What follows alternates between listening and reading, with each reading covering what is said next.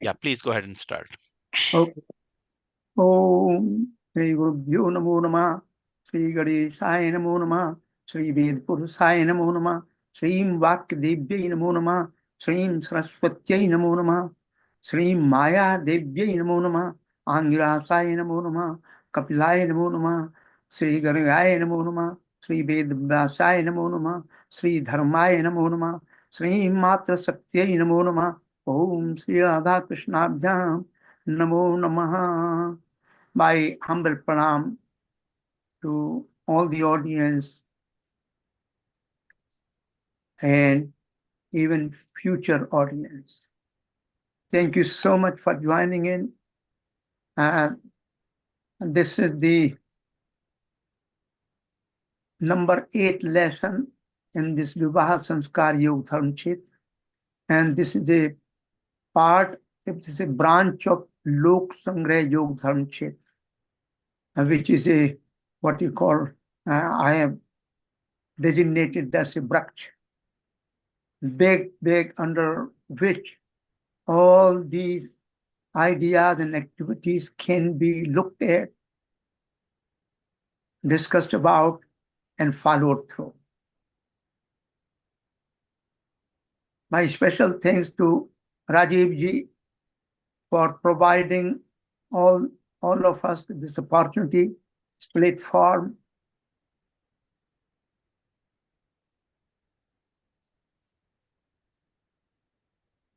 And the other coordinator, co-coordinator, I appreciate very much your guidance, your help, your support. So let us start this journey.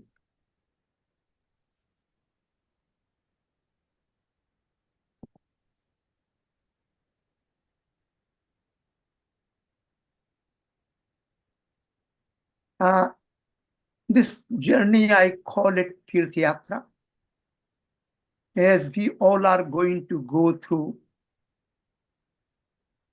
the various terrain, various landscapes, and in order to digest, in order to drink the nectar of this ancient wisdom under contemporary human understanding, I request all of you to be very focused, relaxed, focused, without any distractions. And I think that will help all of us to go ahead and enjoy together, learn together, dance together. Last lecture, two important questions were raised during the previous lecture. One was, vows are already taken during the Saptapadi Vidhi. Then why do we need another Vidhi? Circumambulation around Agni Devata. In some local tradition, a few rituals are performed after the Vivaaha Samskaara is over, and by Patpatni after Grah Pravesh. Then why should we need another ritual such as circumambulation? The answers will follow. Saptapadi. Let's look at the Saptapadi. Groom and bride take 7 steps together, with each step meant the following. I want to emphasize properly, these vows are very authentic from the authentic Grah Sutras of the Veda. And they have been translated, they are in Sanskrit, and they have been translated by an authentic writer and researcher.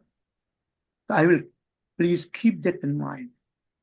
First step for food, second step for strength, third step for birth or vows, fourth step for happiness, fifth step for cattle, wealth, sixth step for all seasons, seventh step for Hotra, sacrifice of lives. At the end, bridegroom says, be my friend for life.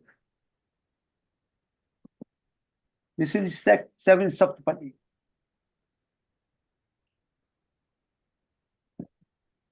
Please note here, I will be making my comments, suggestions, number and types of ritual, their structure, all those similar yet vary in Grah Sutra of all the four Vedas. They are very similar, but this is more, this particular seven vows have been adopted widely, broadly. But there are minor variations in other Grah Sutras. This ceremony is also very important from the legal point of view. Because if this ceremony and the vows are not performed, then legally you are not married.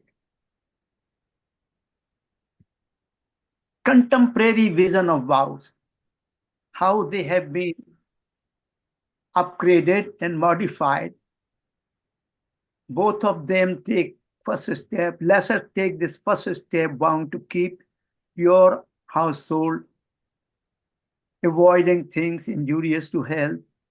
Let us take second step, bound to develop mental, physical, and spiritual strength. Let us take the third step with the aim of increasing our wealth with righteous means. Let us take fourth step to acquire knowledge, happiness, and harmony by mutual trust and love. Let us take this fifth step to pray for virtuous, intelligent, and courageous children.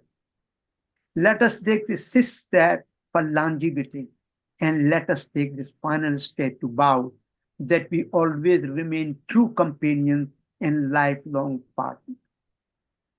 So this is the contemporary version with some variations here and there, but this is pretty much tells us what the structure of the vows are.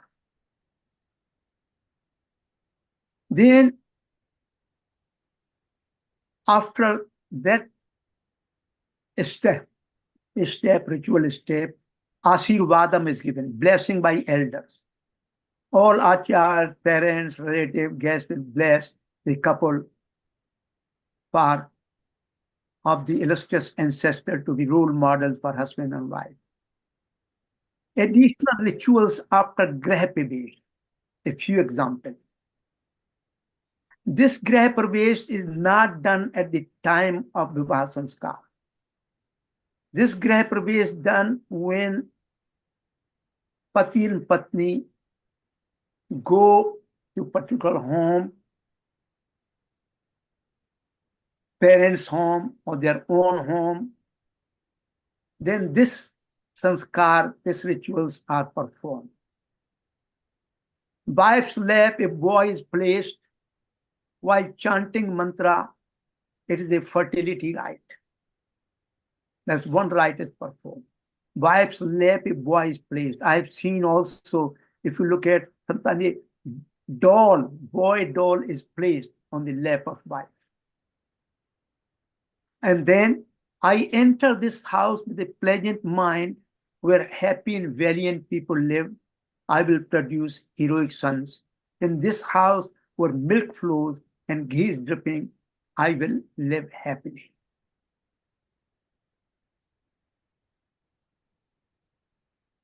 Next vow, let cows sit here, bride here, horses here, men here. Here let 1,000 offerings and wealth sit. After that, Dhruv Arundhati Darshan, very important rituals performed. After sunset, after entering her husband's house, she is shown the pole star, Dhruva. The star Arundhati, wife of Vasishtha Rishi, is also shown her. The mantra is, you are Dhruv, the firm one. Firm one are you, standing on the side of firmness. You are the pillar of the star. Protect me against my enemy.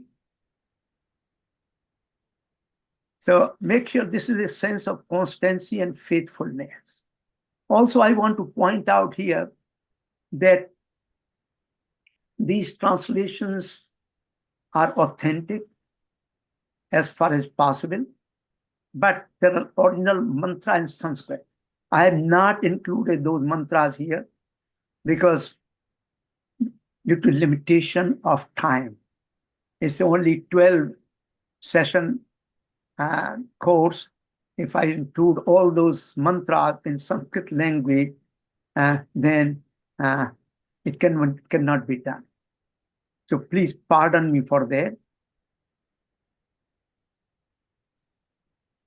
Brief concluding thoughts in the Saptapadi Samskar, and those are done in the Graha Pravesh. Both of them, please look at those carefully. Both of them relates only to their mutual commitments. Very important. The most important foundational idea, birth of new set of dharma within the Graha Ashram, does not find any place in any of the Graha Sutra of all the four Vedas. No mention of Grahastha Ashram. No mention how you enter into Grahastha Ashram and then new dharmas are born. No mention even. An important concern, commitment to family, society, Rashtra, other nations, and natural world are totally missing. It is significant to remind ourselves the Pati Patni cannot even survive in isolation by ignoring the dependence of various constituencies of society in the world. If you want to isolate yourself, well, I have nothing to do with the world around me, you cannot survive. You cannot survive. So you have to take into consideration the world around you. Then another one, the foundational question related to how to structure and conduct life together are not discussed at all. Not at all. There is not even mention of the eternal witness Agni Devata.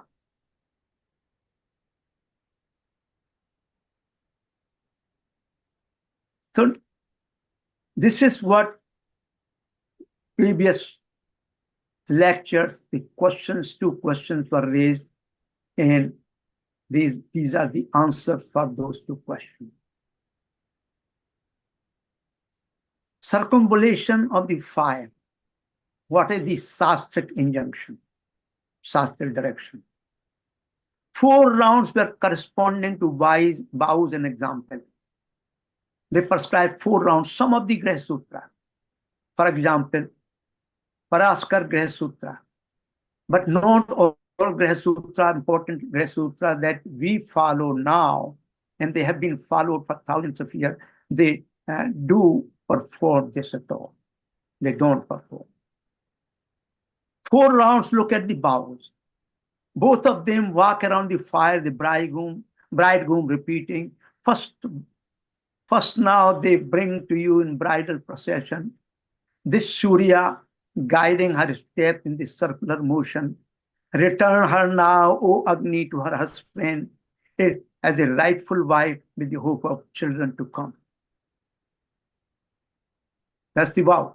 Then the entire rite previously one repeated twice more.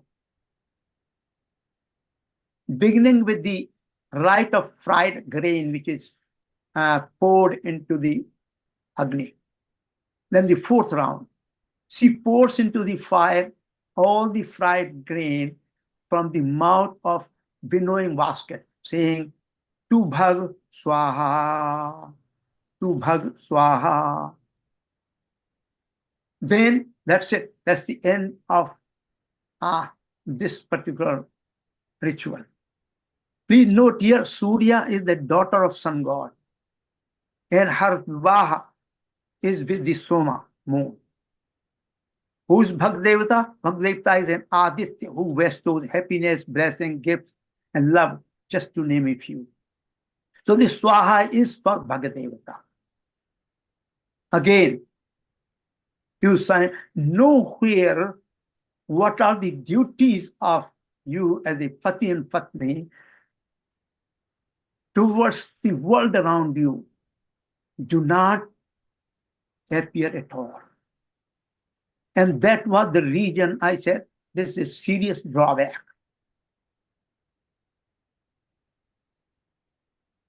So now the question comes up, can this ritual be dropped? There are many such rituals are performed which are no vows, or if it followed only by where there are no vows. My answer, the importance of this ritual should not be undermined, as its utmost meaning, purpose has been shown in the previous lectures. So it cannot and must not be dropped.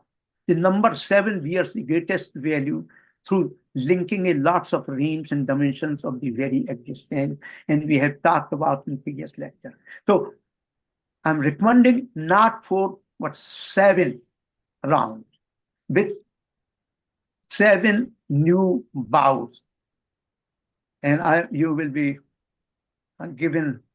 We'll discussing this in just a few minutes. There's another important question.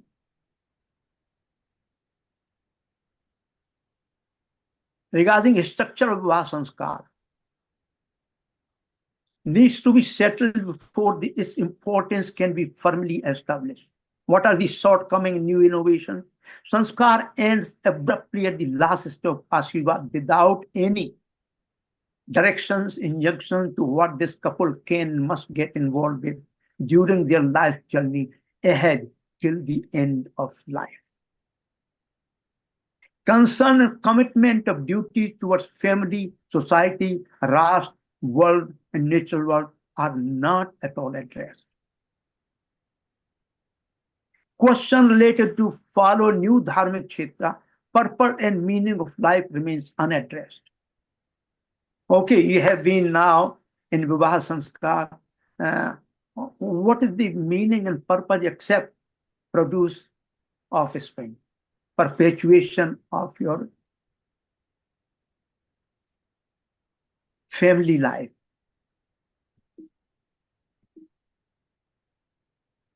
Very, very interesting. Uniqueness of Vivaaha Samskaara with aforementioned rituals interconnecting, interrelating, integrating all the region, human natural world gets lost. So there is really no interconnections, no interrelationship, no yogic integration of all the entities beyond Pati and Patni. This creates a great contradiction, because the Vedic wisdom is based upon the natural world or the world outside, divine world, natural world, the material world is within each of us. It's a part of us. We are really interrelated. And the outside cosmos with all the diversity. So whatever is inside us, also outside. What is outside is also exists within inside. This is the most fundamental axiom of the Vedic worldview. And this has a very, very serious consequences in terms of how do we relate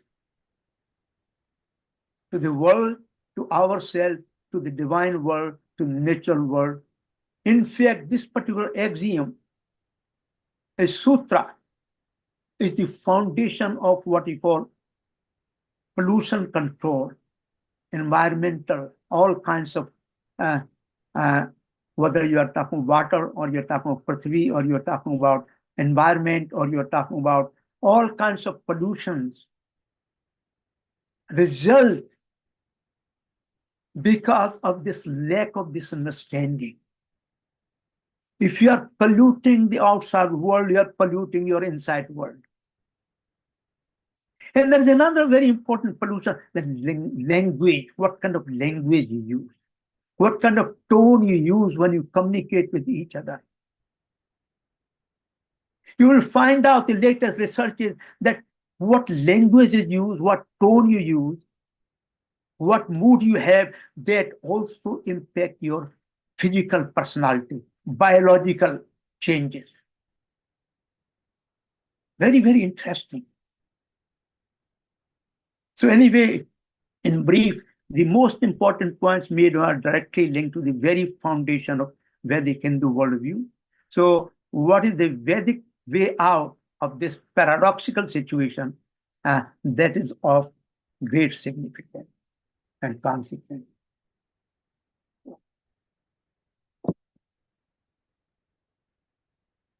These are the essential levels, existential levels I am talking about. This is a view graph that I have prepared. Individual A, B, C, D, E, F, G, H, starting from the individual. Individual dharma chain. Then it is enclosed within the family dharma chain. It is enclosed with the group dharma chain. It is enclosed with the society, social dharma chain. It is enclosed with the national dharma chain and the international dharma chain. Bhur Swa dharma chain, all Brahman and beyond. All the above dharmas and kshetras have a basis in the grahast ashram. If you are not going to grahast ashram, if you are not going to Vivaaha Samskaara,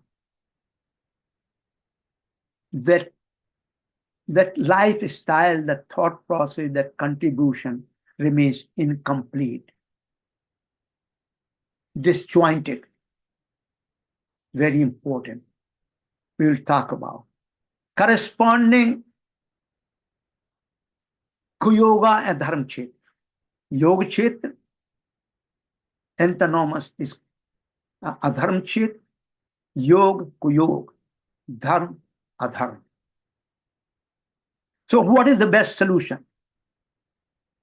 Here I bring for the first time in the history the yogic integration of parallel running but totally disjointed fields, Kshetras of Dharma. And these are the Vivaaha Samskaara Yogadharma is Ashram Pursarth Yogadharma Kshetra. This integration has to take place between Vivaaha Samskaara and between Ashram Pursarth, which has not been done. It's understood implicitly, but it has not been done. And this has to be done.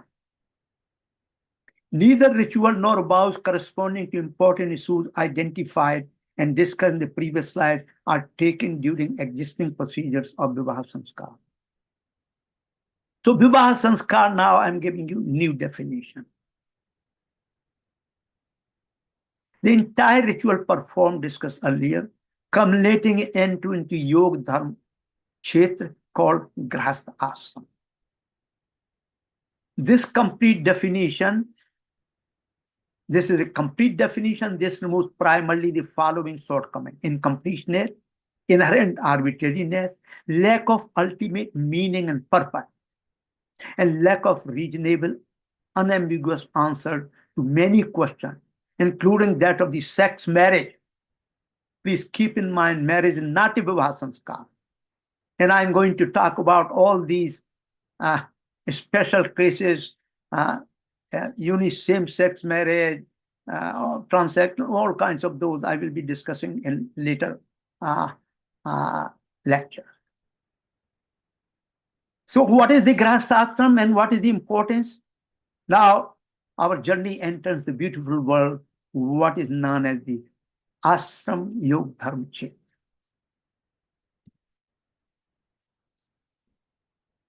These are the recognized stages of life's journey. This foundational system is unique, universal, and identity of all the civilizations. You have a student life, household life, retired life, old age life, Brahmacharya Yogadharma stage, Grahastha Yogadharma stage, Vanaprastha Yogadharma stage, Sannyas Yogadharma stage. These are the four. It means the life journey can be categorized and divided into these four stages. And also remember, Brahmacharya, Grahastha, Vanaprastha, Sannyas. These, I have expanded those terms. Evolution has to take place. Every action, every activity we perform, we must perform with this yogic dharma mental makeup. Otherwise, it will be ko-yoga and adharma. Please note, Vivaaha Samskaara remains incomplete, devoid of true meaning. That's why this is very important. And also, Grahastha Ashram, out of all those four ashramas, Grahastha Ashram recognized to be the most important among all the remaining ones.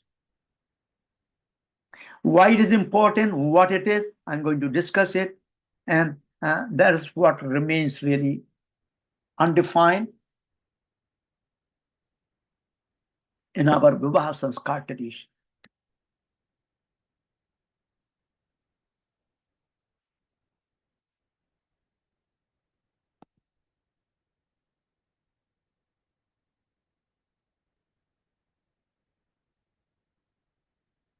It can be concluded that Vivaaha Samskar gets required to be with essential meaning and purpose when couple enters to Grihastha Ashram. It is a limb or branch of grand Ashram Yogadharma-Kshetra, which we have designed to begin with. The most important one among the group of four with respect to space of celebration, worldly life, while preparing for the remaining two ashrams. A schematic representation here. Male and female as bride and bridegroom, entering into yogic union through Vivaaha Samskar, entering into this sacred space called Grihastha Ashram, and then birth or emergence of set of new dharma from within this ashram. That's very, very important. That's why I've used the word Kshetra. Under new conditions, under new activities, the field, the new understanding and entities will emerge under new conditions out of this field.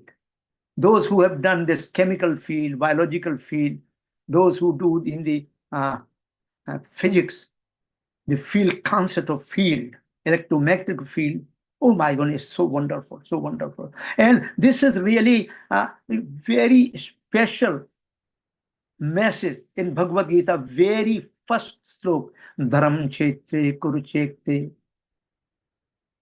Dharam Kshetre Kurukshetre, Samaveta Yutsava, Mamaka Pandavas-chaive Kim Kuruvat Sanjay. Why did we use two terms, Dharam Kshetra and Kurukshetra? And actually in chapter 13,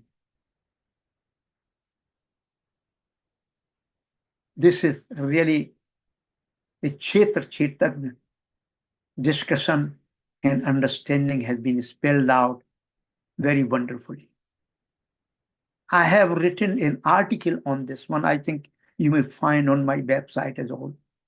The concept of Kshetra in Bhagavad Gita and contemporary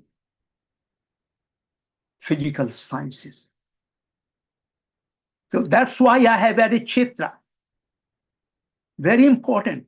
Without Kshetra, it stops. It becomes rigid.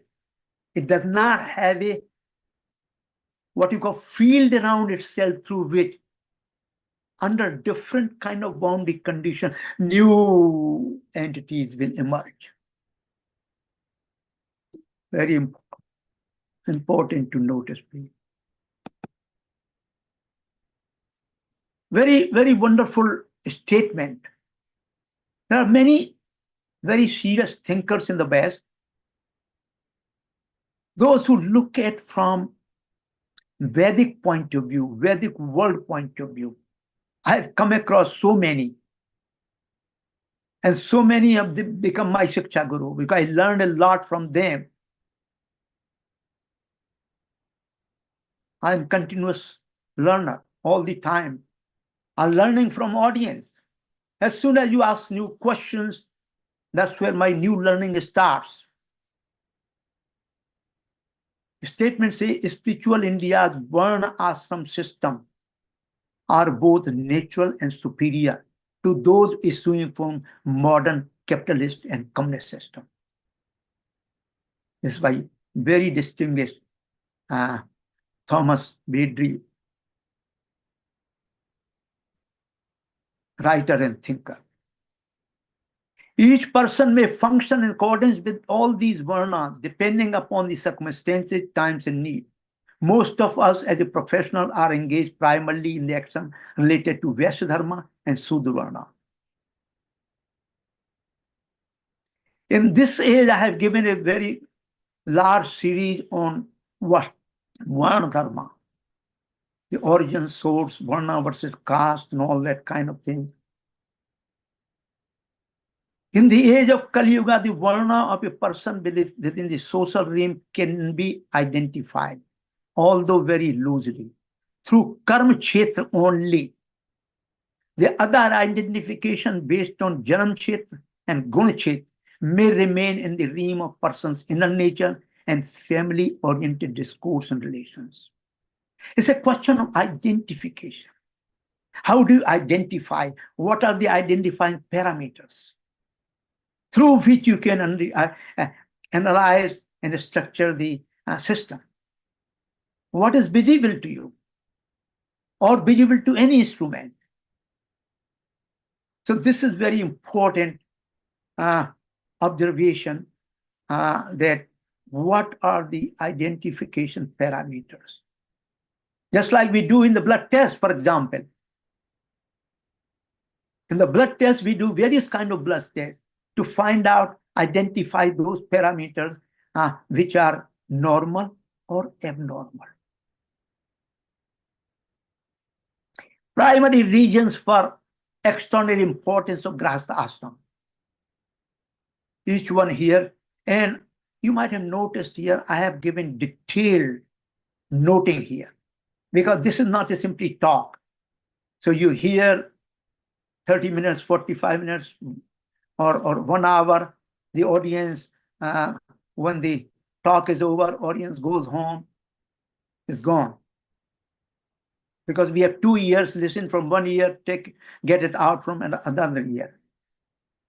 But here is something that will stay on the Google Classroom website. You can go back and look at it, comprehend it, critique it. We can always discuss further questions and misunderstanding, and use this knowledge to your own presentation. So it provides a physical space for a couple of privacy and safety. It provides a mental space that requires moral and action boundaries with their limits. These limited boundaries are dynamic and not rigidly static. Concept of boundary, some concept of limit. These find greatest manifestation in the physical sciences.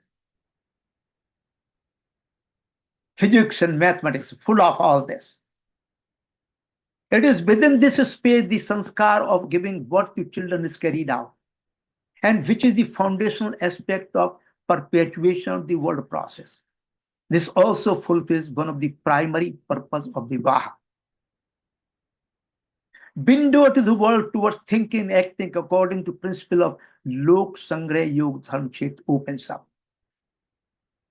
Through this space, through this Grihastha Ashram, then you start opening up your interaction with the rest of the world and cosmos. But unit is your Grihastha Ashram. Unit is your family, is the basic unit. That's very important. In chemistry, molecule is the basic unit. In physics, atom is the basic unit, unless you want to go to, elementary particle. In nations, society is the basic unit. In international scenario, nation is the basic unit. In world cosmos, Prithvi Lok is the basic unit. That's how units keeps on changing, and you can get enlargement of those entities. That's the key to understand our own life, our own action. What are the limits? I'm not going to dwell upon it. This is a wonderful field. Limits and the and the boundary of those limits. This is a separate topic. Actually, I can define and analyze the whole field of Dharma-Kshetra based on these two primary concepts. It's so beautiful. It's so beautiful, so wonderful. It provides a brilliant opportunity for developing a strong sense of mutual interdependence and compromises and accommodation born out of individuals' inner personality and their exposure interaction with the outside world. More, it provides a space to fight out, sort out, even generating differences and conflict. The trials and tribulations, anxiety and depression, the joy and sorrow, and much maladies born out of the factor ensuing from the incompatibility of mutual attitude, behaviors, etc., are also due to external innumerable factors. They have to be within this space of Grihasthashram, within this unit. It provides a sacred space for physical, emotional, moral, intellectual, and economic support. In the event of medical malady, such mutual support is truly a blessing. It provides a sacred space to get engaged in sensual and sexual pleasures. And we are actually, some of the animal world, you see, if they go for sensual sexual pleasure, they don't do just every time in open. Some of them find their small homes or caves, but within the boundaries of dharmic principles.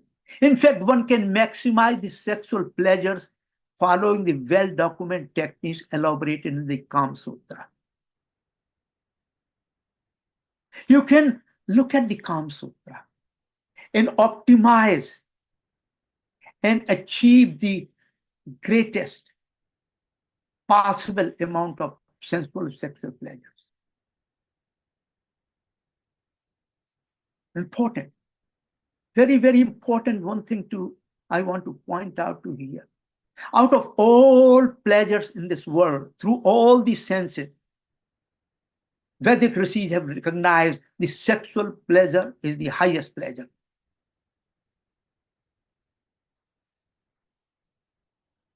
Oh, when I'm going to talk about later Kama Kshetra, I will discuss all this later on.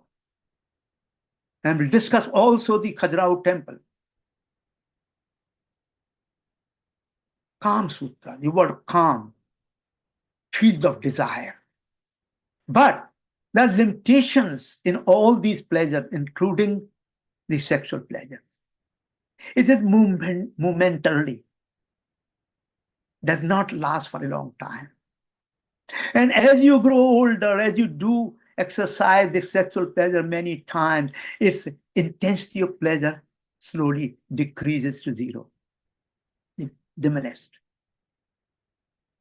These are the two important limitations one should keep in mind. So sexual pleasure or sensual pleasure have their limitations. Within those limitations, you define your limitations. You define your parameters. The both Pati and Patni, to what extent you want to go. Also, I want to make it sure here that I have probably spelled out earlier too in different lectures, that we do not seek sexual pleasure only for the sake of pleasure. Sexual pleasure is the important experience to produce offspring.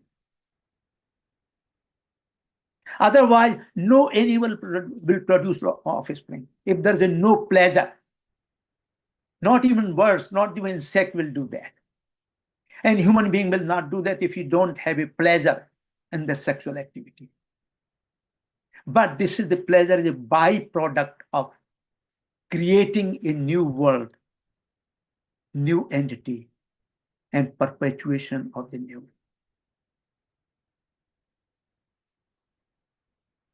Very, very important. When I talk about the Artha Dharma Kama Moksha, I will probably address those a little bit more. And you see we have in many other traditions, The sexual pleasure, sensual pleasures have been derogated, have been ridiculed, these pleasures.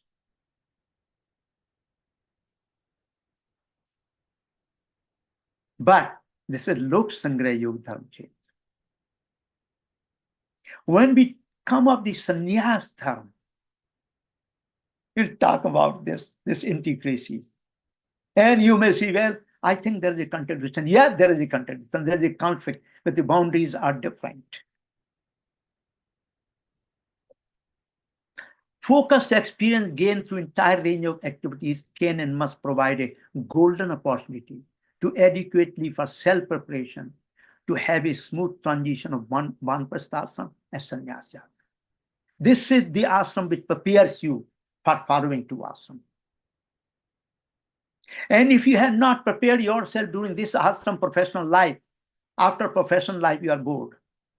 There are a lot of cases, there are a lot of what you call quick fix, therapies and all that, how person can become isolated, loss of meaning, loss of love to live. This space is also self-transformation to eventually achieve a state of highest divine joy, bliss, and peace. And this is the final goal of performing Niskam Karma Yoga, embedded within the divine Vriksha. I have named it Lok Sangrah Yogadharma. This also provides the great space celebration of life, rather than idea of world denial. This is a paradox. Many writers, including Indian writer, external writer, they have written, oh my goodness, the Hindu world is world denial.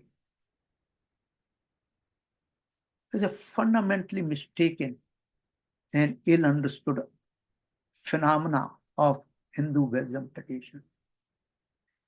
It has both celebration of life and how to transcend that limits of those celebration to a greater ideal.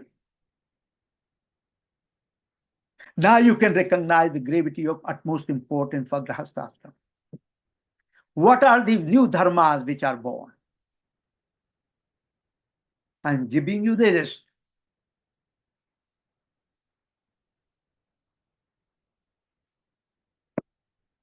Parivar or Kutumb Yagna, family Yogadharma-Kshetra.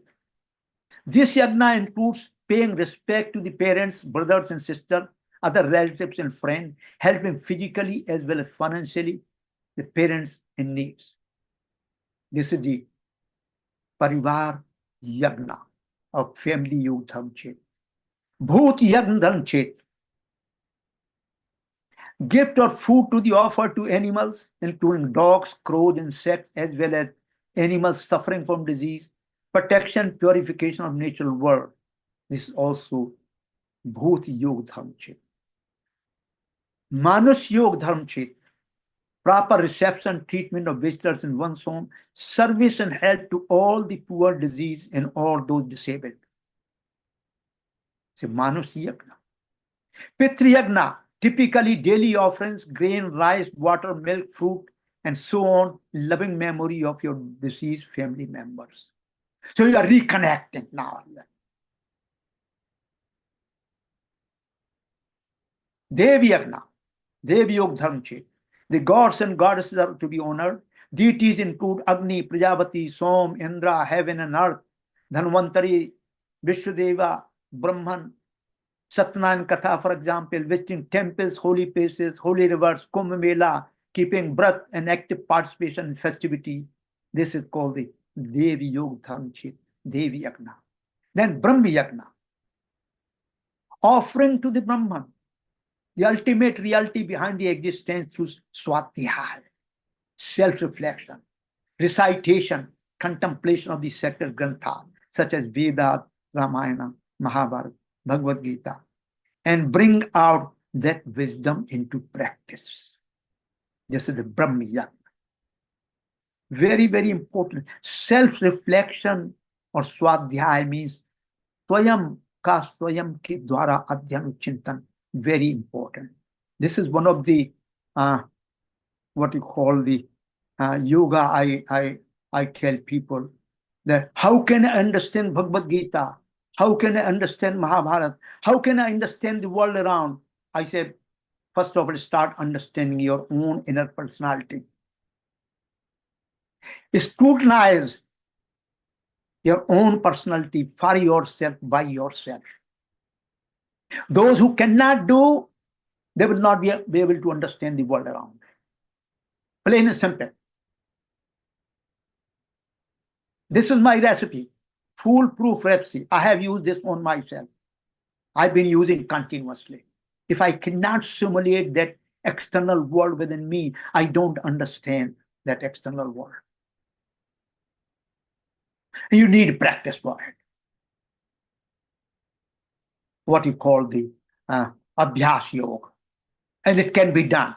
In fact, one can do this Swadhyaya going and recall or go back all the way to your bachpan, matlab childhood memories. You can bring them back concretely through Swadhyaya.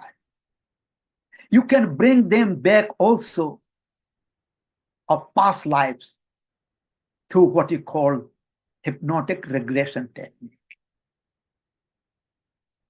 Then Rast Yagna, Rast Yogadharma-Kshetra. This is a new edition which is not considered in traditional 5 yagna, to be discussed through following slide. They are called also Rana. There are 5 Ranas in the scriptures, in the Shastras. And I consider those 5 to be incomplete.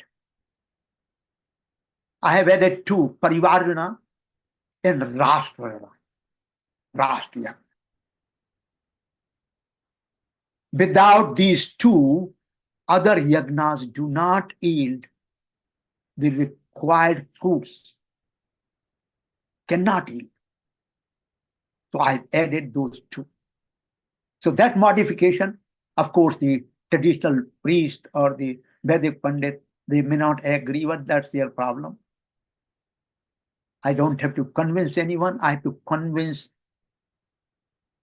myself, and I have to convince audience, educated audience like you, who is not trapped, who is not self-cased. My dear listener, our Vedic wisdom in entirety has been under cage for hundreds and thousands of years. We're simply running around within the cage, and as a result, we became mentally slave, physically slave. All kinds of slavery came into us. We could not deal with the external world because we were caged. We could not bring out the hidden beauty and wonder from their idea. They simply keep repeating, just like parrot. Parrot keep repeating. It's a parroting done. It's still being done. And I will tell you, I will give you one example. Rashtra Yagna. It is not the field of politics or power, but the field of Rashtra Seva. That's the fundamental difference. If you want to know the field of politics, go back to read Prince by Machiavelli. Then you will come to know what is the meaning of politics in those ancient times in Florence, Italy, Rome. That's the politics. Here we are talking about Rashtra Seva. The primary, I've divided into 3 domains to clarify, because normally people are just confused, including the many teachers and the politicians. Ras-Dharma-Kshetra, dealing with integrity, unity, diversity, safety, and security, dealing with all-rounded well-being of the human world, animal world, natural world. And that includes maintaining a continuous existence of pollution-free and contamination-free of all natural resources. This is the big picture I call Ras-Dharma-Kshetra. In order to achieve in practice, how do we do? That becomes a Raj-Dharma Yoga. not Raj Dharma. How do we conduct the business? Governing principle of Raj Dharma mentioned above through the principles of Raj Dharma enshrined in the organic constitution. We created a constitution which is a really document of Raj Dharma, which addresses some of the issues in the Raj Dharma, but they are not copy of each other. Constitution can be and should be amended to reflect enrichment of Raj Dharma. How do you, what are the basic foundational principles on which you can go back and amend the constitution? Raj Dharma Kshetra is the guiding light, guiding field through which you can change or amend the constitution. Then Rajniti Kshetra. There is Dharma and Niti, Raj Dharma and Rajniti. We have a Niti Shastra. Vidur Niti. All kinds of Nitis are there. It relates to specialized principles and practices within the dharmic field, incorporating appropriate laws, rules, regulations, and guidelines to enforce the people to honor the rule of law. These are specifics. There is a big picture, Raj Dharma Kshetra. There is an intermediate picture, Raj Dharma Kshetra, and this is the ground level reality. All these must be in harmony. This is called the Rashtra Yagna.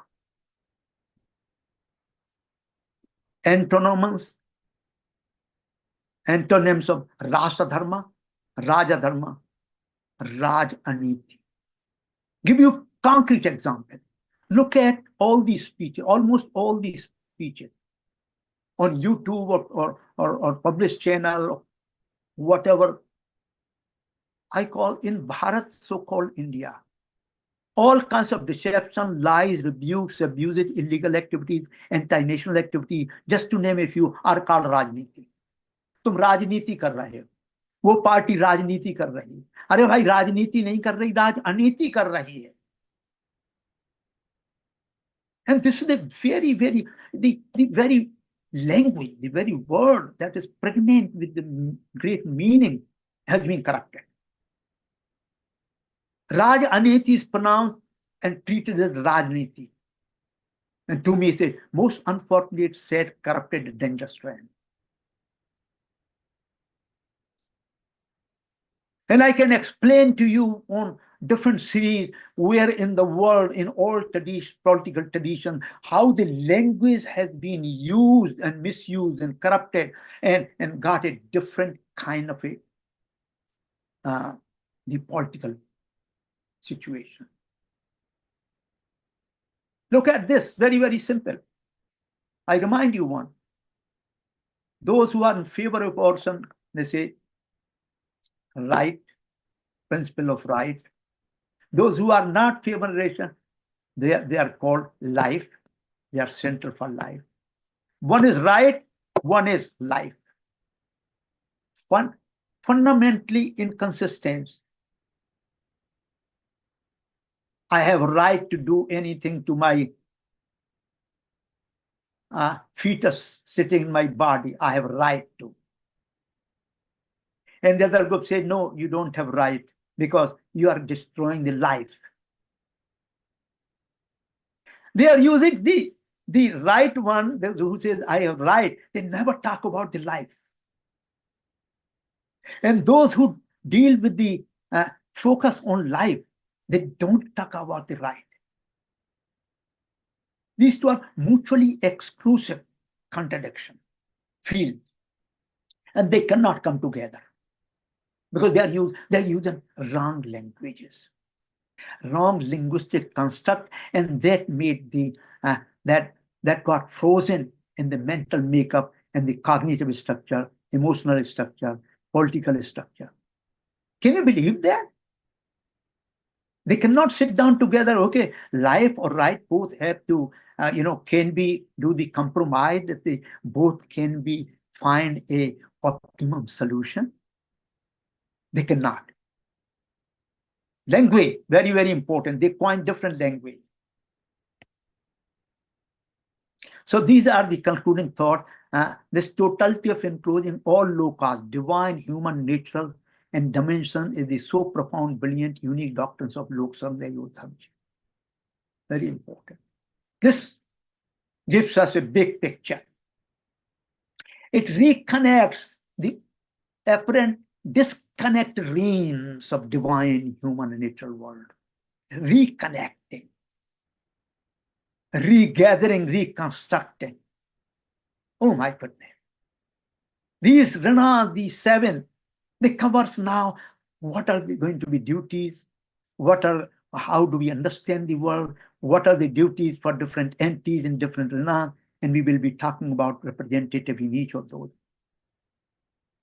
So the inward realization to Lok Samskaara Yogadharma of the ultimate sacred source of reality in its all dimension is the culmination of Vedic dharmic experience.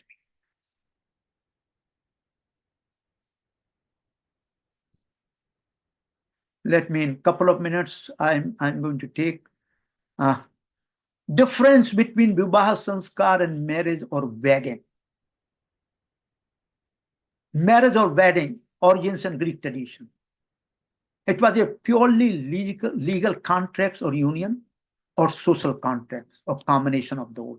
Later on, some rituals were added by Abrahamic religious traditions. Vivaaha Samskaara, आध्यात्मिक योग क्षेत्र, आदिदैविक योग क्षेत्र, आदि भौतिक योग क्षेत्र, social धर्म क्षेत्र, गृहस्थाश्रम, यज्ञ, ये अग्नि देवता है, the central legal union, as well as union of male and female entering into the field of grihasthashram. All these aspects, I'm giving only brief list here.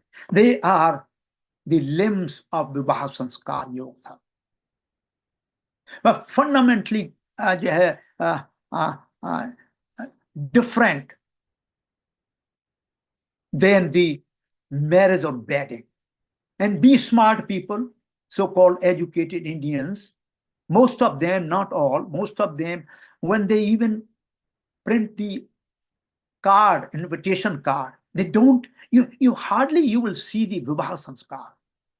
Simply use marriage or wedding, without understanding what they are talking about. It's a fundamental, what you call, example of corruption of language, and with the language, what you call the cognition, with cognition, the whole world view. These are not synonymous, my dear.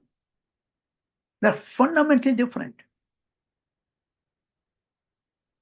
We also have legal union, it's a part of our Vivaaha Samskaara. We have also social union, it's a part of Vivaaha social dharma kshetra. But it's more than that. In fact, union, social union and legal union, these unions are based upon the other dharma kshetra. What a tragedy. What a tragedy. I will encourage every one of you, never use the marriage or wedding, use Vivaaha Samskaara Yogadharma-Kshetra, or Vivaaha Samskaara Yoga, or Vivaaha Samskaara Yogadharma, and explain to your new generation that is what means, not the marriage or wedding. And as a result, the marriage wedding has been corrupted. We will talk about later on if time permits in different lectures. Vivaaha Samskaara has been corrupted, polluted. There is a hurdam.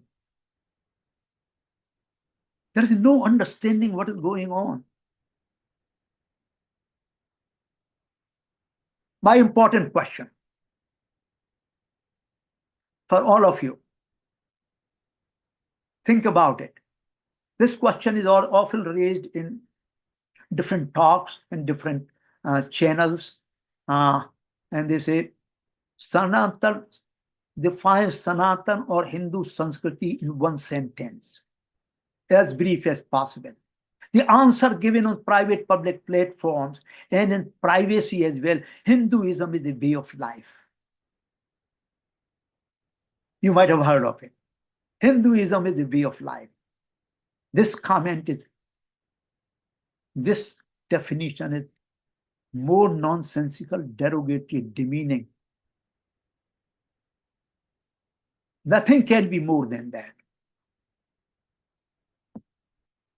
How? I will explain to you. Is Sanatan Dharma, Hinduism, a way of life? Is this way of life similar to the terrorists have a way of life? Criminal gangs have a way of life.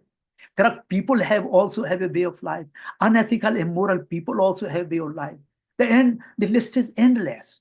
They also have way of life. Look at the world around. Look at within the Hindu civilization. You will find all those terrorists, criminals, corrupt, unethical, immoral people, all the way from bottom to top. They also have way of life. That is what Hinduism is, the way of life. This is a fundamental paradox. You cannot resolve it because it was ill-defined, not only ill-defined, I don't have a word. I'm defining here this way. I have used this definition over and over. Sanatan Sanskriti. It is the Yogadharmic plural ways of life, not any way of life, to serve the entire existence, divine, human, animal, natural world, for uplifting them to the greater heights of harmony, peace, and bliss. That's my definition. One sentence. It's a very specific way of life, and that is a plurality of ways of life. Depending upon the personality and tradition, different ways, different methods and tools are available to achieve the life that is conducive for the upliftment of all entities. Because here in Hindu world, all the entities are not only interconnected, interdependent, but they are interrelated. Three things: interconnected, interdependent, interrelated. No other tradition can provide such a framework. That's the uniqueness. There is several places I have been discussing uniqueness. And many Western scholars, they have started realizing it. I know their work. I know, I have personally communicated a few of them, and I consider them to be my Shiksha Guru because they are so well versed in the Western ways of thinking and Vedic ways of thinking. Sometime I will discuss about this too. So, my dear listeners, let's have a final prayer together. Om Sahana Bhavatu, Sahanau Bhunaktu, Sahaviryam Karvavahi, Tejassunavaditamastu, Ma Vidvasavahi. Om Santi, Santi, Santi, Hari Om.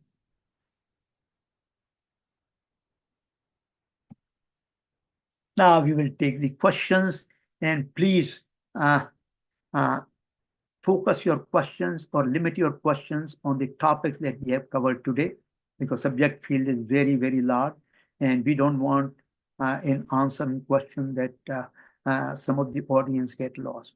So please, with my humble request, and also with my folded hands, my gratitude to your immense kindness, and I look forward to your blessing. Please bless me. Please bless me. I beg your pardon. I beg your pardon. Thank you so much. Can we have now question and answer session? Next lecture, by the way, is going to be, let us see. Next lecture is going to be October 5. Then October 19th, November 2, November 16th, 4 more lectures to go. And the Zoom ID link will remain the same. The ID address as well as password. Thank you so much. Now the controller can facilitate the questions. Ji. So kindly raise your hand so that we can pick you and then you can ask the question from Shivaji. Okay, Sanjay Mishra ji has a question for you. Shivaji. Yes, sir. Thank you, sir. आपका व्याख्यान अद्भुत था and it was very to the point. मेरा एक सवाल ये था कि at one point you said that after the marriage samskara is over with the ashirvadas of parents, no further injunction or sermons are given about how to lead a life or how to lead a grahastha ashrama life. Yeah. So it is possible that the Yugals, they have already gone through the aspect of grahastha ashrama in the brahmachari ashrama where they have been taught various shastras. So there is no further need to elaborate on that after the rituals are over. Yes, sir. I want to include those 7 cases, 7 steps before Ashirvad is over. So I want to redesign that 7 steps because all these steps taken, vows are taken, but they focus on you and I. There's no mention whatsoever. Correct. So I want to modify this, and these 7. This is my plan. Next time I'm going to present. So this is all these 7 rinas. They have to take vows for each one separately, and each one I will include a mantra or a particular representative entity, and this can be done right before the Ashirvada. That will complete the duties, dharma, all kinds of things. So that's what my question is that it is not repeated again because this might have already been taught in the brahmachari ashrama when they are pursuing all the shastras. So this whole how to lead a grahastha ashrama, sannyas ashrama, vanprastha ashrama, that already have been taught in the brahmachari ashrama. So this could be added as a reaffirmation or to remind them about their rinas. But I think the greater philosophy of grahastha ashrama is already taught in the brahmachari ashrama. Is that correct? Yeah, I think not fully. The way I have presented here. What happens if I've been growing up, you have been growing up. I've been never taught these ashram wisdom. Because we never went to brahmachari ashram training. That's right. So now this has to be, and under modern context and conditions, social and political and religious conditions, we have to incorporate somewhere. When they are matured, see, we are not matured enough to appreciate, understand. So they are not matured enough because they are going to be in yogic union, Vivaaha Samskaara. They must follow those injunctions and guidelines through their grahastha ashram. I agree. And also, I've used the word pluralism. Now, in each of those categories, you see various kind of activities can you perform. Okay, in each of these categories, whether you have Manas Dharma or you have Bhut Dharma, but nobody can perform all those. So you, based on your own personality and inclination, you pick up one from each of those. You pick up one of these. And so this is what my intentions are. And this is what I'm going to spell out more in the next lecture. And how I perform the vows, which also we given to you and discuss with you. The ashram and the pursarth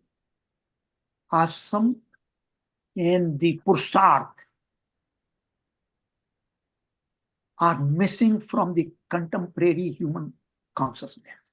Mm-hmm.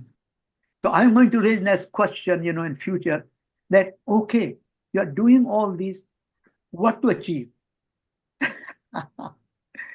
Okay, what to achieve? Because there has to be some phala, there has to be some benefits. Otherwise, why will you do it? So once I raise this question, then Pursarth comes into play. then puts are coming to play. Otherwise, it remains artificially imposed without raising that question. Thank you. It was so great. I appreciate very much.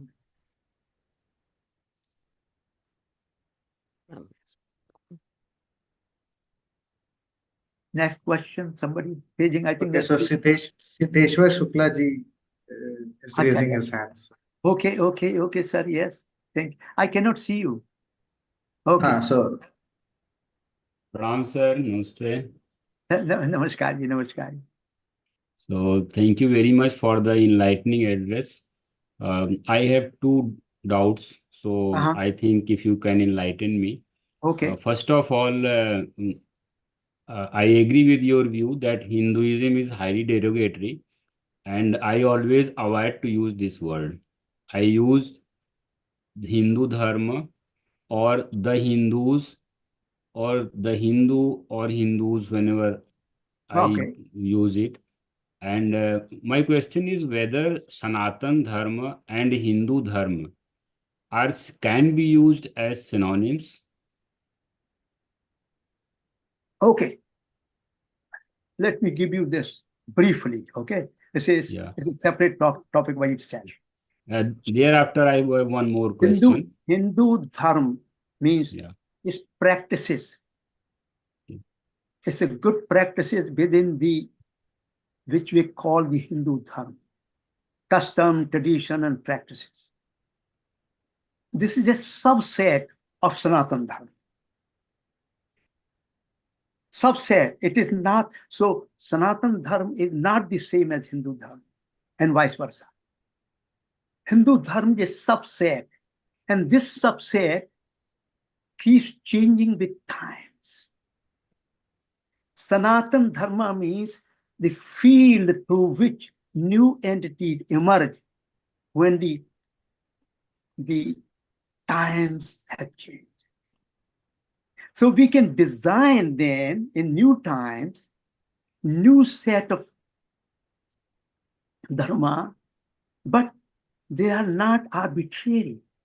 They're based on the Sanatana Dharmic principles. So we have to understand what the Sanatana Dharmic principles are. And these are the practical manifestation in the subset of the Sanatana Dharma. So here in India,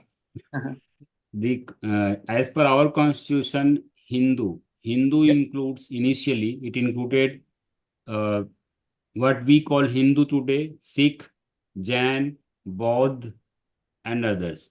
Even various sects under Hindu Dharma, they consider themselves as different. Even Arya Samaj and Sanatan Dharma, there is some.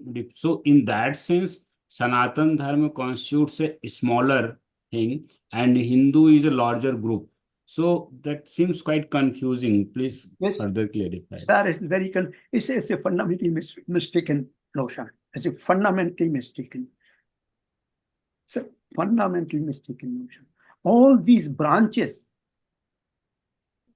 okay, come from Vedic Sanatana Dharma. I have given lectures on, for example, we took a Sikh Dharma. This is the branch. It's not independent by itself. But they don't use dharma. They say Sikh Pantha, original. Yes, it was a panth. It was what you call the Rasta. Yeah. It's what you call एक रास्ता बनाए कि भाई इस वजह ये रास्ते पे हम चल पाएंगे because this is what my internal constitution is. Rasta, panth, that's what it is. A road, different kind of road we can make, and we can make all kinds of roads.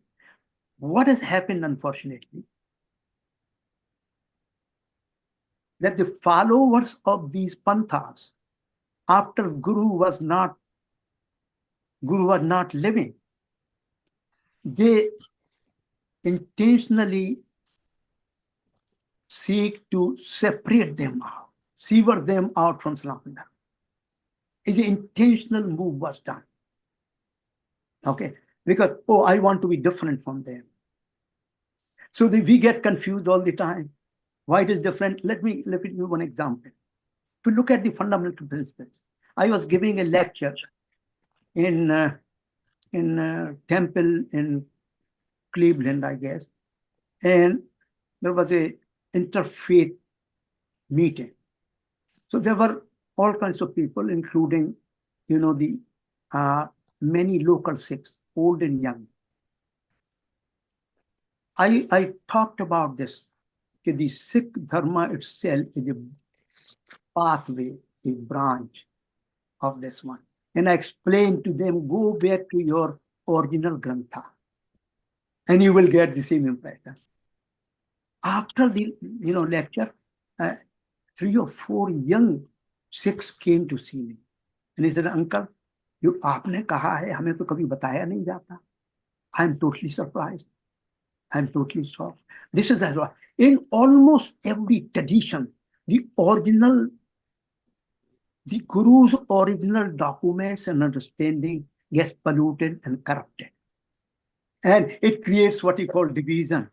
It creates separation. And I can, you give me, sometime a different platform, I will explain to you each and everything. Why it is so done. Look at the one book by, let me see, what is the name?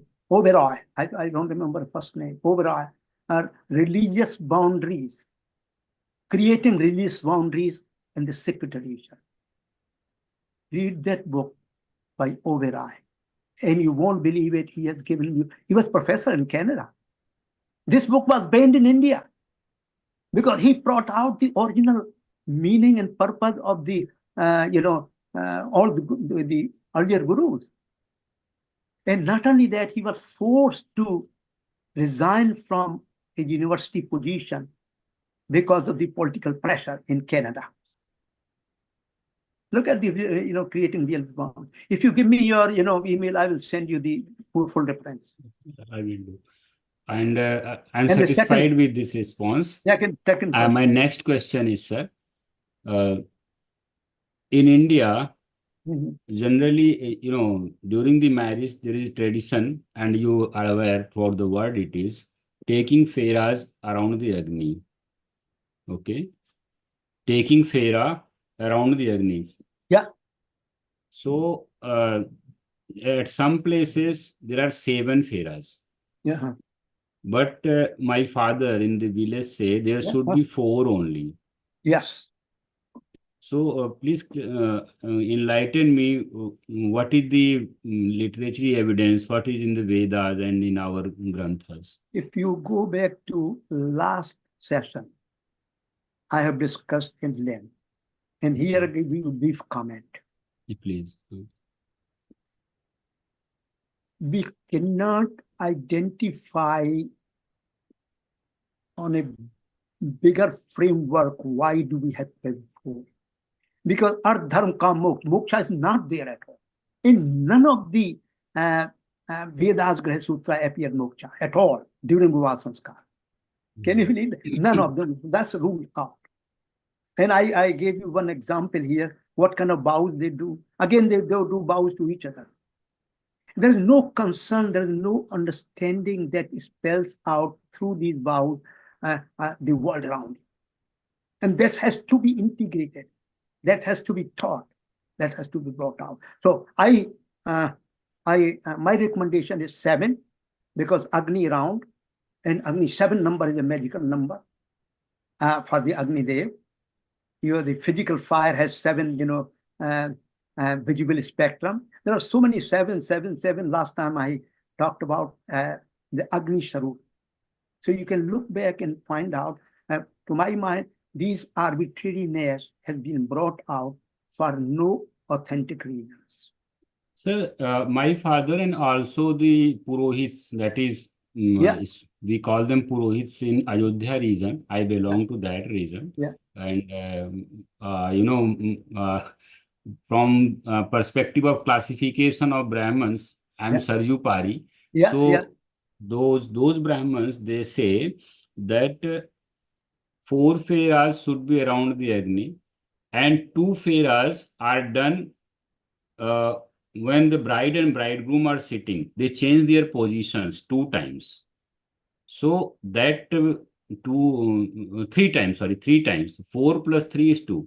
Another evidence they give in Sikh, which is the most, I don't like the word modern, but we can say latest Pantha from the Sanatan Dharma.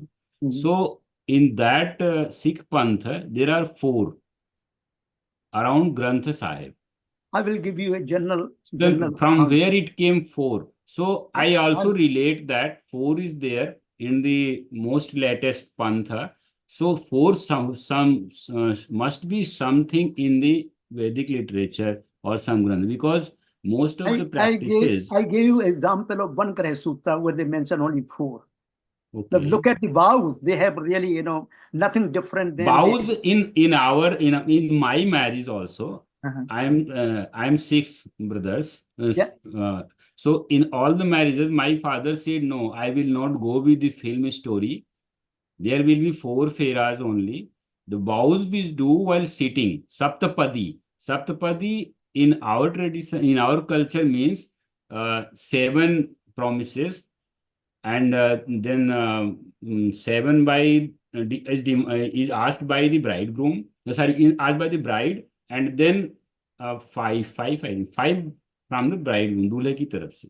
So this is done in sitting position. Sir, 4 are the feras, and then it 3 times they change the position during marriage, bride and bridegroom. So 4 plus 3, 7. That may be somewhere mistaken. So yes, sir. this is the explanation there. Yes, sir. I think, the lot of arbitrary variations. They have no basis in the Greh Sutra of the 4 Vedas. And also, there's so many Greh Sutras. They have no basis. And also, even if they have no basis, they can bring out some new understanding ideas. 7 is mentioned somewhere. 7 feras around the Agni. Now, there are Saptapadi. Saptapadi means 7 vachan. Pad means statement also. That Saptapadi is both take 7 steps together and take the vows. Sir, Saptapad means steps and Pad means statement or commitment also. Yeah, they take the vows at the same time.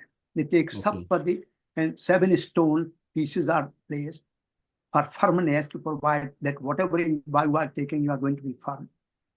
So now, 4 and 3, because the problem with it, if you are doing Agni Fera, okay, Agni, totality of Agni Dev require 7 numbers.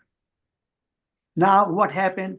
They've started doing 4 first, 3, 4 will follow by bridegroom, 3 will follow bride. It is very arbitrary. I have had this discussion with various pundits. Tell me, why do you do what you do? No. Oh, this my priest told me, I learned this. I said, tell me, why do you do 4, 3? Here I'm proposing something different. All together will make 7 feras with new vows based on the Rana that has to be, or new Dharma Kshetra that had to be followed during the Grastas. Okay, that Grih Sutra you told there are 4. Please tell me. Hello. Sir, you told me there is one Griya Sutra which asks for 4 vows. Yeah, and I gave the vows here, and this is really vows. You will say, I don't know what kind of vows these are. No. You said there is one Griya Sutra in which 4 feras are mentioned. Is correct. That is correct. Which but one? Vows have no correlation with something that we are talking about. Okay, which Griya Sutra mentions 4, sir? That I want to know. Yeah, and I think I've given that Griya Sutra name too. In my slide. What's the name, please? I think Paraskar Griya Sutra, something like that. And what is the basis, the Sikhs making 4 feras around Granth Sahib? Well, I think I hope we are not going beyond time. I tell you what. Take as much time as you like. That's Yeah. fine. I think let us discuss some time else, some other time. Just briefly, sir. Again, some Sikh tradition followed 4, other Sikh tradition follow 7. Some Sikh tradition do the fera around the Agni, some follow fera around the Guru Granth Sahib. So these are the variations that people have introduced out of social and what you call political situation. They have been introduced to separate one from another. Sir, what justification do they give for 4? No, I have not heard any justification. I have not even seen any written document of any justification. Generally, what some Sikh Granthis told me, they say it's Dharma, Artha, Kam, Moksha parallel in Sikh Panth. Yes, they are parallel, but the moksha does not appear in the Vedic Grah Sutra. As far as at the time of Vivaaha Samskaara, there is no moksha concept. Moksha concept comes only after they enter into Grah Samskaara, Grahasthasana. Moksha does not come at all in any of the Vedas, in any of these Grah Sutra. No, it does not. It does not. Any reason for that? Any reason? It does not make sense because this is the what you call the. There are 2 terms I have to bring in. Living in this world is celebrating the life versus looking for exit from life. Whenever you talk about the moksha, you are going to take exit from life. Yes, that's why the sannyas dharma comes up there. Lok dharma kshetra, this is the what you call the pravritti marg, celebration of life. And how do we celebrate the life? That's why moksha is not involved in the Vivaaha Samskaara. After you have reached the grahastha ashram, I'm sorry to extend, but your speech igniting another question. In Arthashastra, book 1, in Arthashastra of Chanakya, book 1, part 2, it mentions that moksha word is mentioned something in sense of separation. So they say in the first 4 marriages, there should not be moksha. Yeah. So can this may be a reason? Moksha is something in marriage, something equal to divorce, so it is not mentioned here. No. It has nothing to do with divorce. These are the 4 purusharths. What are the ultimate aim of living this life and exiting this life together? In Vivaaha Samskaara, this moksha is pursued together through going through all these arth and kam and dharms during grahastha ashram. Arth, kam and dharma, you exit to sannyasa. That's what the moksha becomes. Moksha is not divorce at all.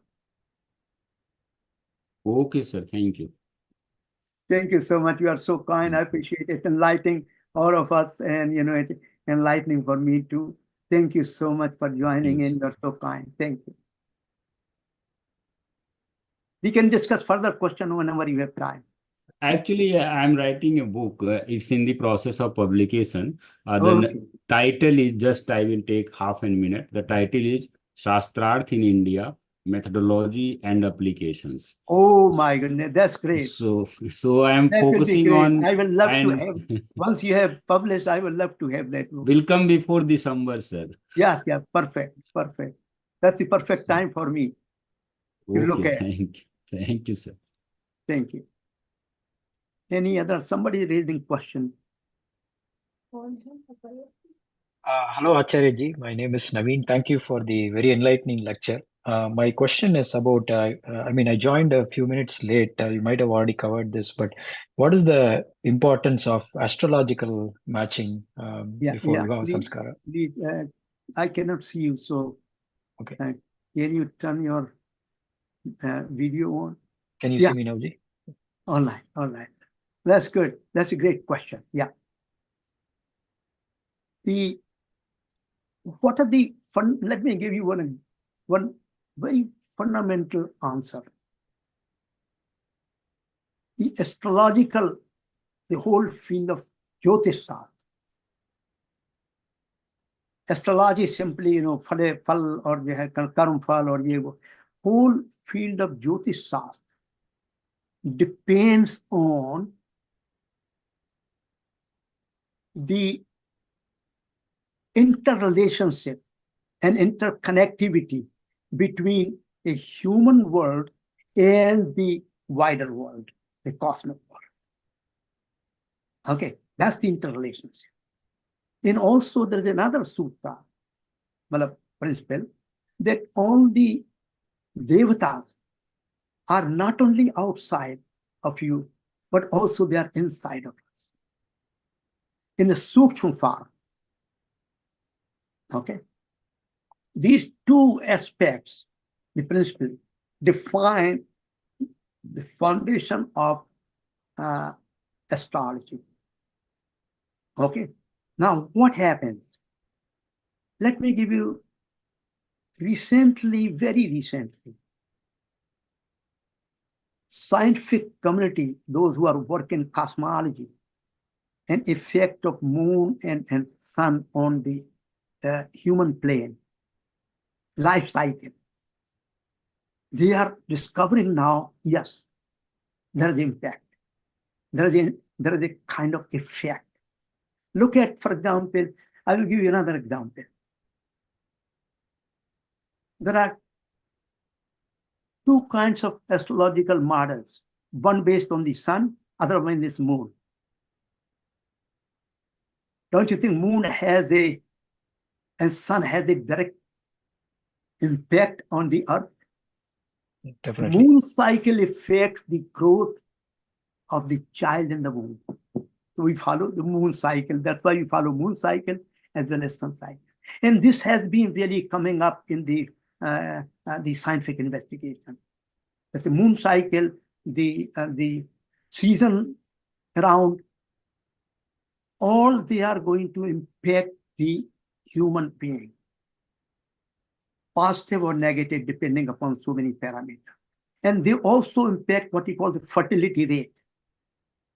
They also impact at the growth rate or growth potential of fetus in the mother's womb. All these are so much interconnected. And they are doing these measurements now. So another thing, very aspect, what we call the Phalasvidya. You say, well, these are the 27 nakshatra or this or that, and they are in this position, this in this position. This science is a statistical science,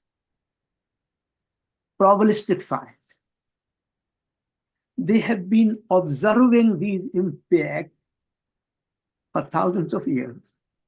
And they found out, well, I think these kind of categorization and impact are meaningful, but they are not 100% certain. So probability, always remember. In some cases, high probability, other cases, low probability. But only thing I can say at this time, based on my chintan and understanding of the cosmological world that I continuously monitor about what is going on. Yes, there is a what you call, इसका proof मिल गया कि भारतीयों ने जो कहा है कि जो बाहर है वो अंदर है जो बाहर है. It means there is a interaction and influence on each other. We influence the cosmic process, and cosmic process influence us. Both go together. Can you believe that? It's a really wonderful phenomenon. It's a wonderful phenomenon. So I want you to be aware of. I am working on this project as well, actually, to address the issue of this principle, whatever is out is also in, whatever is in also out. What does it mean? In physical domain, in chemical domain, psychological domain, this is it's a very, very wonderful field, interacting field. You cannot isolate one field from another. You can have it, what you call overlap boundaries. So this is very nice. Thank you so much. Brief. I just discuss with you in brief. Right, one more question, Ji. So I come from South India, and I come from a caste where we don't have the Gotra system. Basically, we have a Kula system. Kula And, system, and even in that tradition, a lot of things have not been passed down in the recent years. So in terms of how the Vivaha is, how the match is being made, everything is very different. I firmly believe that everything comes from Sanatana Dharma and eventually it devolved. And it's at some points in different locations, there are like something equivalent to shamans who have a version of divinizing the union or finding the match. But nowadays, we can't even find those local priests or shamans. Yeah, you are right. So for the other communities who don't have these Gotra regulations and so on, what is the best way to go forward with Vivaha, including like Jyotishta, everything? This is a great question. See, there is a Gotra, there is a Kula, Jyot Dharma, Kul Dharma, और उसके बाद जो है कुछ ग्राम धर्म, इस तरह से जो है, one after the another enlargement. Okay. Now, those who have not, for example, how do I know what my Gotra is? I was told by my father, who told him, my grandfather, and so on. So the Gotra system comes down from the rishis. It has been from orally transmitted from one family to another family.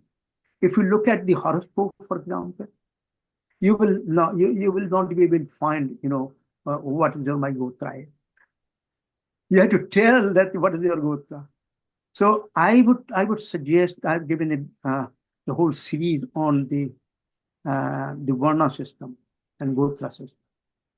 My suggestion is to all such cases,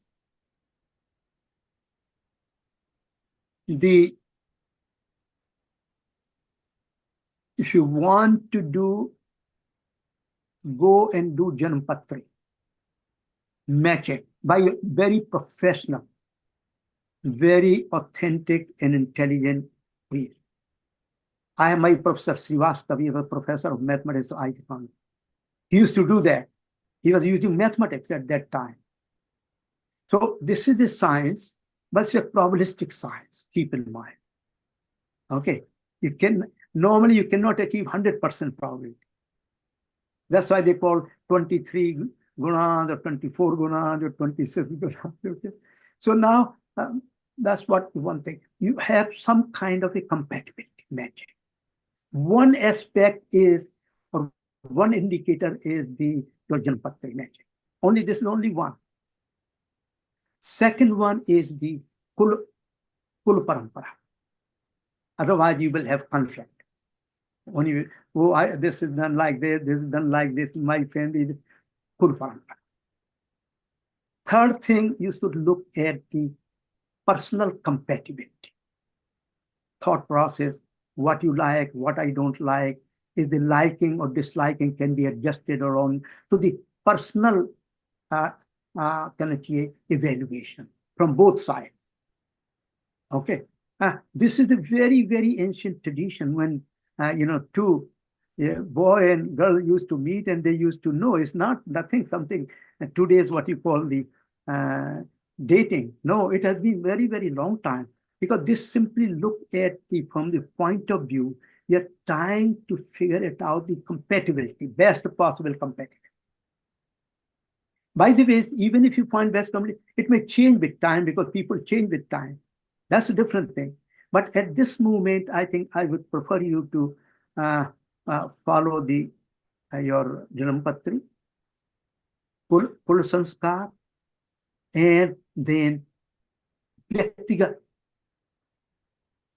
interaction between you and your potential partner. Just meet with them, talk with them, and there's a what you call, I don't want to elaborate too much, but what I tell you,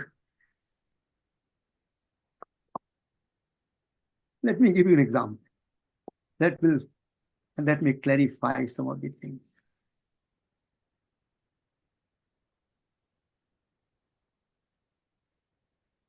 I am a material scientist. Okay, I am a material scientist. And you give me 10 materials, 10 different materials. And you ask me, okay, please look at these materials. Which one is the strongest, highest strength? If I say, okay, this, no, that's a bunch of nonsense. I have to do real testing. So my suggestion to this is, whenever you meet with a girl or girl meets with a boy, design your personal matrix, okay, beforehand. And then if you are looking for a compatible girl, put her to those kind of a testing in a good manner, humbly, subject to her. And then you see what kind of response she gives you. Quizzing. So you have to have a matrix. Arbitrary, I need this cinema, I go to this cinema, I go this cinema. And there are 5 indicators I normally assign to people for my compatibility. Number 1 is the vichar. आप हिंदी समझते हैं? नहीं जी, Tamil. Vichar means idea. One index is the idea. Vichar, achar. How do you practice? What is your practicing element? What you preach, what you think about your ideas, are you following those ideas? So this becomes. Then third becomes aha. What kind of food? Are you compatible in terms of food? Okay, so this is very important. Vivaaha. How do you treat people around? How do you see the relationship with the world around, including natural world? Okay, that's the 4th. 5th one is what we call the entertainment. Okay, what we call, anyway, entertainment. What kind of entertainment she likes? Is it compatible with you? Somebody likes the rock music and you may not like, it's not going to go. So these are the 5 parameters I prescribe to the people. And I, in fact, judge the people to get some idea what kind of personality person is. I ask these questions related to these 5 categories. Achar, vichar, vyavhar, ahar, and bihar. Bihar means entertainment. What you like more? What kind of entertainment is good for you? Somebody say, well, okay, you find out, well, I think she likes this one, and you go back and look at that particular movie, there might be some lot of pornography. She may not say that, I'm just hypothetical example. But this is how 5 major parameters I prescribe to the people.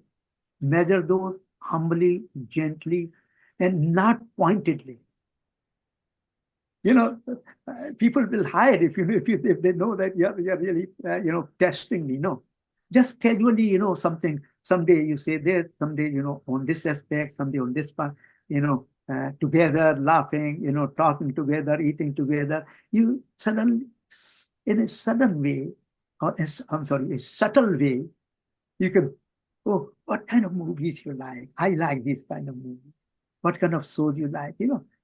So this is how it has to be It's not an exam. It is a really much more complicated than Does getting. this supersede Jyotishta compatibility, or Yeah, yeah, it will supersede. Yes, all those full, dharma or the full or Janam Patri or Kul or ये जो index है, अगर this becomes compatible, yeah, they will supersede. They will supersede, yeah. Because that's the most important. Because Kul Dharma or Kul Parampara may change as the society is changing. Times are changing, Kul Parampara is changing. You see that? And Gotra is, if you look at the astrology, this is also a function of time. Okay. So this is very important. But these aspects, they will also change as a function of time. But then you can manage those. Okay. You can really control them, or you can play with them. So this is my suggestion to you, sir. Thank you so much. Sir, if I'm allowed to add something, sir, as in the form of a doubt. Yeah. He was asking that his community, if I can use this term, his community do not follow Gotra system, but Kul and family system. So my doubt is whether I can be founder of a new Gotra. Yeah. See, the Or a problem. new family system. Yeah, a great question. I don't have ready with answer. I will give you the my initial thoughts coming to me. The problem is traditionally Gotras are not arbitrarily formed. They have been transmitted from generation to generation to generation. And there have been gaps. It means one generation to after generation, they forgot what is Gotra. So I will really not focus much on the Gotra. I will focus much on the individual compatibility and family compatibility. I will focus. Please complete, You cannot. sir. You can suppose you fabricate my Gotra is this. How one is going to believe? Simply he has to believe on your words, but that may not be correct Gotra. So assigning a Gotra which has been forgotten generation to generation, and also there is another very important concept in the Vivaaha Samskaara Kanyadan. Kanya, when she is in the parents' home, she also has a Gotra, the same Gotra as the parents have. But then when she moved to new home, she adopts new Gotra. She has to leave out previous Gotra. So it's the dawn of Gotra as well. Okay. So the Gotra concept, if it is not coming out traditionally, which may not be the correct one, okay. But Gotra, I will not emphasize too much on the Gotra. Sir, in earlier question, I think he was Mr. Naveen. So can he be founder of a new family, Naveen family? I have seen some examples. For example, I will give some example. Lal Bahadur Shastri, our Prime Minister, former Prime Minister. Yeah. He was born Srivastav. He started using Lal Bahadur Shastri. That's now right. we have Anil Shastri, Sunil Shastri. Even they are MBAs and working in multinational companies. Shastri is equivalent to graduation. They are Sunil Shastri, Anil Shastri. Then That's right. Second very important example, Pandit Madan Mohan Malviya. Born as Chaturvedi, started using Malviya. Yeah. Because he hailed from Malwa. Now there he became founder of a new jati or caste or family, whatever you can say, a new family, Malviya family. Yeah. So like the way these things, it comes my mind. If somebody is feeling alienated or something inferiority complex that I do not have a Gotra system, can we say that you be founder of your Gotra, use your name as Gotra, and you say that hereinafter, all my offsprings will be known by this Gotra. Yeah. See, this is the good question you are raising. It's a good point. That's what I've been telling you, that Gotra is not the primary indicator. Primary Yeah, indicator. exactly. I'm talking in that situation when a person feels that something, I will give you another example. Yeah. Suppose I get married to the American family. Yeah. Gotra loses all importance. What's the meaning of Gotra? Why kids, what Gotra they come from? So he said, So you be founder of a Shive Gotra. Because you are equivalent to sage, sir. So you be founder of Shive Gotra, Shive Brahmins of America. You know the Rabindranath Tagore. Yeah. Tagore was his title. Yeah. What Gotra he was? You know? No. He was the Kanikuj Brahman from Kannauj, UP. Okay. Yeah, he was Kanikuj Brahman, Kannauj, UP.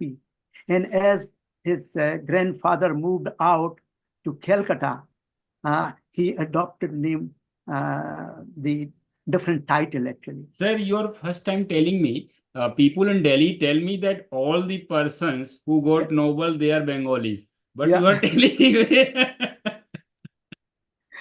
So, even UP, they are Nobel Prize winners. So my bottom line is my suggestions are my little bit knowledge, that based on my little bit knowledge, we should not overemphasize on Gotra. If some families would like to put Gotra, let them do it. We should not overemphasize Gotra. My emphasis should be Kula, family life. What kind of family tradition? Because that helps to determine the future of the partners, how they are going to think, how they are going to act. And being founder of a family is quite easy. Example of Malviya. Being founder of a family is quite easy. Malviji founded a family, Malviya family. Yes, Malvi family, yes. Always. Then Shastri family. Perfect. The always Gotra relates to the family. Kul Sarup. Okay, always remember, Gotra always attached to Kul. Without Kul, you don't have any Gotra. So that's why the Kul, the family, and the personal compatibility, psychological, mental compatibility are the should be considered the primary factors in making relations. Thank you, sir. Thank you. Thank you so much. It was so nice. So nice. See, one follow-up question. Yes, sir. So I come from non-veg eating community primarily, but I personally am vegetarian. I cannot see you, sir. I cannot see sorry. You. Oh, yeah. Sorry. Yeah. So I'm personally vegetarian, but my community is predominantly non-veg eating community from South India. So if we were to follow Kula Dharma here, most of the matches would be, you know, non-veg eating. So in that case, is it okay to look outside the community? Where are we breaking Kula Dharma in that case? That's what I mentioned. You can come and marry anybody around the world from any tradition. Primary consideration should be compatibility between the two and the family tradition the person is coming from. Okay, that's very important because that impacts the person's growth and mental makeup. By the time person is 20, 25, they already have rigid makeup, mental makeup. So rigidity comes into play. Only thing you can find your compatibility in many places going out of your kula or your own community. There's nothing wrong whatsoever. Provided, that's important, that you are looking for something for a better match. Okay, if you are looking for something for fun, then that is not acceptable. Ji, if that choice comes into fundamental conflict with our parents' preferences Yes, to follow Kuladharma, that is what correct. is the... That is correct. That is correct. I will tell you one example. There's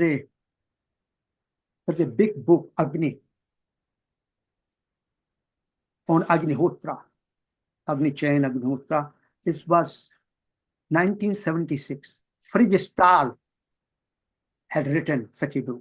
He was the witness. He who worked for several years to let that happen.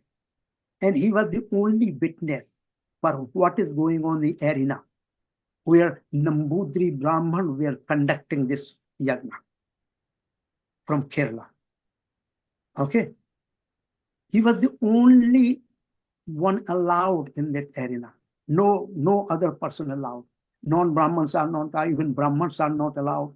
Only those come from that tradition, they are allowed. He was the one. So he documented and all that. Why did they allow? Are they violating the principles or the fundamental rules? No, because this person was so genuine to understand and to let others know what is going on here. What the power, what are the methods, what are the structure. So this is very, what is your intention? That's now you go to the same family, Nambudri Brahmins in Kerala. I talked with one of the younger generation several years ago. I say, I want to come down and sit down with you. Can we talk about your tradition? And he told me, sir, parents are gone, older generation is gone, tradition is gone. I cannot even, I don't know in myself. I had to come out of home to earn bread and butter. That's a new dharma. Old dharma may disappear. The Kal Chakra is such that old dharma may disappear in the oblivion. So you have to then, the changing times, find a new set of identity and dharma. But Sanatana Dharma will also always be there. It's only its external form will look different. Inner manifestation will remain the same. Only external manifestation may change from time to time, locality to locality. That's why I put down the comment that Hindu ways of life, no, you see what you call plural. It is plurality. Because in the field, there are several entities. You can take this path, you can take this path, this path, within this field of dharma. They are still belong to the same family. Okay, thank you, Ji. Thank you very much, sir. So kind of you.